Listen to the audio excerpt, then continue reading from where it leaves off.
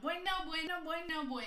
Ya me he mudado de piso, como se puede ver en el fondo, y ahora tengo hasta una ventana mansarde. Y es que si no lo sabíais ya, pues yo vivo en París. Y cónstese, la verdad por delante, que odio profundamente vivir en esta ciudad. El nivel de pura bilis que puede salir de mi boca hablando de las cientos de miles de cosas que no me gustan de vivir aquí puede rozar la psicopatía. Pero a pesar de todo ello, reservo siempre dos peros porque hay dos cosas que son increíbles en París. Primero, hay muchísima cultura de cine. Se habla de cine apasionadamente, se va al cine, que ya hay mucho respeto por los directores. Y segundo, pasear bajo un sol templado por París. Y es que París, quizás, junto con Nueva York, Hong Kong, sea una de las ciudades más fácilmente reconocibles a simple vista. Que es que solo hace falta ver una foto de una ventana o de un balcón para saber instantáneamente que es una foto de París. Pero claro, esto no es por azar que es así. Y de eso quiero hablar hoy.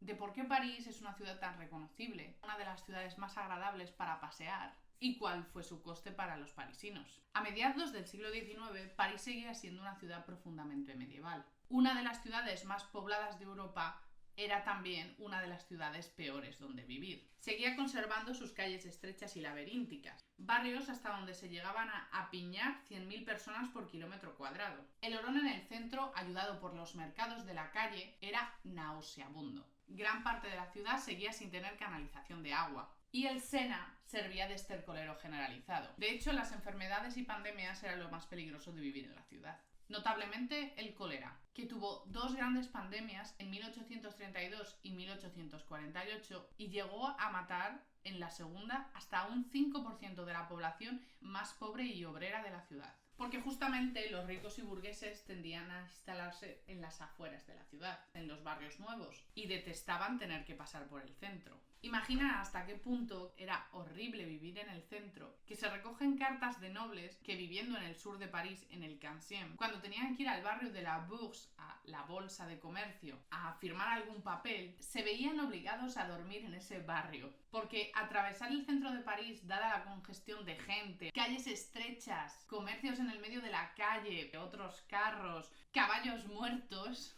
podía llevar entre 5 y 8 horas, según dice él, y le resultaba imposible hacer ida y vuelta en el mismo día, lo que al final es una distancia de 5 kilómetros, no más. Y así que continuaba París hasta que en 1848 accedió al poder Napoleón III, que antes había estado viviendo en Londres en el exilio y se había quedado maravillado con las grandes avenidas, parques y estaciones de tren que habían transformado la capital inglesa de la mano de la primera revolución industrial. Según sus declaraciones, París a besoin de lumière, air, et propre et une bonne canalisation. Y de paso buscaba también el cambio que conllevaba en cuanto a la atracción de dinero una ciudad moderna. Para hacer esta gran tarea se necesitaba un hombre a la altura de las circunstancias, ya que antes ya había habido planes de modernización y remodelación de la estructura urbanística del centro, pero se habían quedado en pequeños cambios como el plan de Rambuteau con el Boulevard Sebastopol. Así que para ello se metió en el puesto al barón Haussmann, un hombre imponente de casi 2 metros de altura, originario de Colonia, luterano, y que era la representación hecha carne de la determinación y el trabajo duro. Se dice que Haussmann, con su 1,90 de altura, se presentó chinochano en el Palacio de Tuileries, directamente ante Napoleón III, llevando solo una cosa, un mapa de París, en el que había dibujado a mano, en tiza roja, 3 líneas, una vertical de norte a sur, y 2 más este-oeste a cada lado del Sena. Y así nacería el plan de Haussmann, el plan de modernización urbanística más grande hasta la fecha, que arrasó con las zonas más densamente pobladas de París y convirtió a la ciudad en una enorme obra y escombrera durante 17 años, con el propósito de airear, unificar y embellecer la ciudad. Se construyeron 70 grandes avenidas, entre las que destacan les Champs-Élysées, le Boulevard Saint-Germain, Rivoli o le Boulevard Magenta. 9 puentes sobre el Sena fueron o construidos o agrandados de los puentes que había originalmente. 12.000 viviendas fueron demolidas, pero se construyeron en el espacio que dejaban 40.000. Todos con su respectiva canalización, con 585 nuevos kilómetros de alcantarillas. Se crearon 2 grandes parques en la ciudad, el Buchemont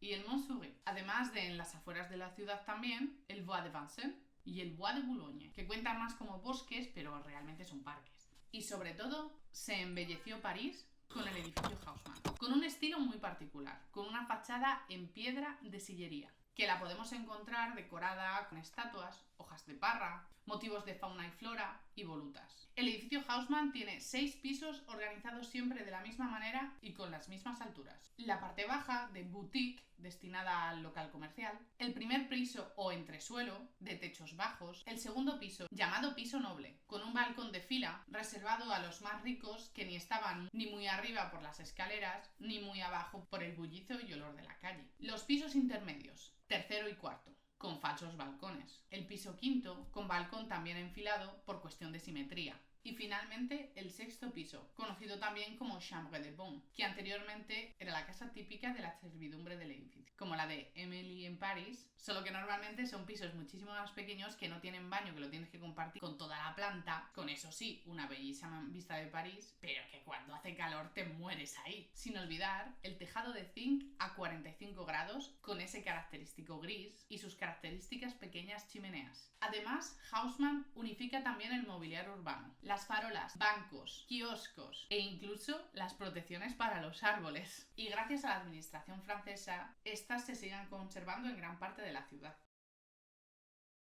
Se construyen también 2 importantes estaciones de tren, la Gare de Lyon y la Gare du Nord, ayudando con ello a modernizar la ciudad de París, trayendo nuevas mercancías que comenzarán a venderse en les grands magasins de París, como Le Printemps o Bon Marché o Les Samaritains, que siguen existiendo hoy en día. Este embellecimiento generalizado de París será un impulso enorme para su economía y su fama como ciudad de la moda y el glamour, para empezar 2 palabras de origen francés. Ayudado todo por 2 exposiciones universales, la de 1855 y la de 1867, donde se mostraba al mundo un París bello, ordenado, limpio y lleno de los avances industriales y de las mejores manufacturas que se podían encontrar en Europa, en especial en cuanto a moda y cosmética. Sin embargo, este bello sueño de modernización obviamente tenía sus sombras. Primero por los rumores de control y uso policial de las obras. Y es que París era una ciudad donde se habían instigado peligrosas iniciativas revolucionarias que en algunos casos habían concluido con revoluciones y cambios de gobierno. Tener una ciudad con amplios bulevares permitía un rápido despliegue de las tropas, sin mencionar aparte que hacer una barricada en una calle de 5 metros con esquinas es mucho más sencillo que hacer una en una calle recta de 15 metros de ancho. Por otro lado, obviamente, había que hacer sitio para las obras y los nuevos edificios en esta modernización de la ciudad. Pero el sitio no se hizo por igual en todos los barrios. Se salvarían Le Marais, le Quartier Latin, o barrio latino, y le Faubourg Saint-Germain, porque eran los barrios de centro más burgueses y ricos, donde estaba la artesanía más ligada al lujo, o donde estaban los estudiantes de la Sorbonne. Los demás edificios en los otros barrios serían destruidos. Y los propietarios, normalmente pequeños comerciantes, artesanos, sirvientes o trabajadores de las fábricas, se vieron expulsados de sus casas con una ley de expropiación por utilidad pública e higiene. La idea original era reubicar a todos los afectados, pero gran parte de ellos y los más pobres prefirieron reinstalarse en las afueras de París, ya que el centro se había vuelto demasiado caro. Gentrificación en el siglo XIX, vamos, que es que no se ha inventado nada. Y luego aparte, en cualquier caso, nadie estaba realmente contento con las obras. Todos los que vivían en el centro de París se encontraban en mitad de una obra faraónica que trabajaba 24 horas al día, de lunes a sábado, con quejas generalizadas de todos los ciudadanos de París sin importar su condición social o económica en cuanto a la cantidad de polvo en las calles y el ruido. Sin mencionar que los intelectuales y artistas de París se quejaban también mucho de la vulgaridad de las nuevas construcciones y de la destrucción del encanto y los ambientes del viejo París. Finalmente, el costo de estas gigantescas obras en el corazón de París fue de más de 2,5 billones de francos de la época, lo que ajustado hoy sería 75 billones de euros. Y para ello Haussmann no dudó en endeudar a la ciudad, con préstamos que terminarían de pagarse 50 años después. Además, también hubo numerosas demandas y acusaciones de los liberales contra Haussmann por operaciones inmobiliarias dudosas y corrupción.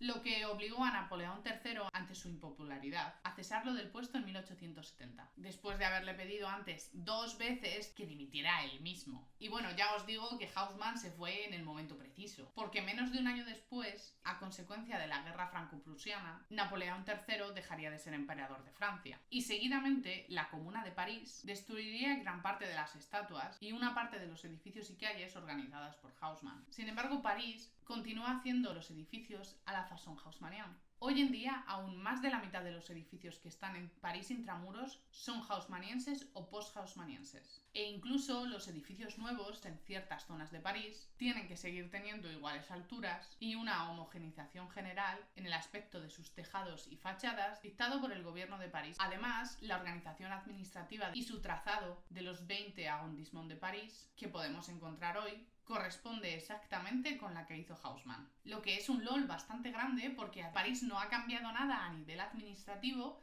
desde 1860. En cualquier caso, no nos podemos olvidar que la imagen de París de hoy no sería la misma sin el barón Haussmann. Y que por mucho que vivir en estos edificios construidos en el siglo XIX sea una puñetera mierda, porque no tienen calefacción. Hay chimeneas que quitan espacio y no te dejan usarlas. Tienen techos de hasta 4,5 metros y unos aislamientos térmicos y sonoros que dan puto asco. pasear por París es lo que es hoy gracias a ellos, donde todas las cornisas, balcones y fachadas están perfectamente alineadas, siguiendo líneas rectas que te crean una sensación de profundidad, de que la calle y la ciudad es más grande, monumental y de orden, que guían nuestro ojo como si fuera un dibujo con punto de fuga.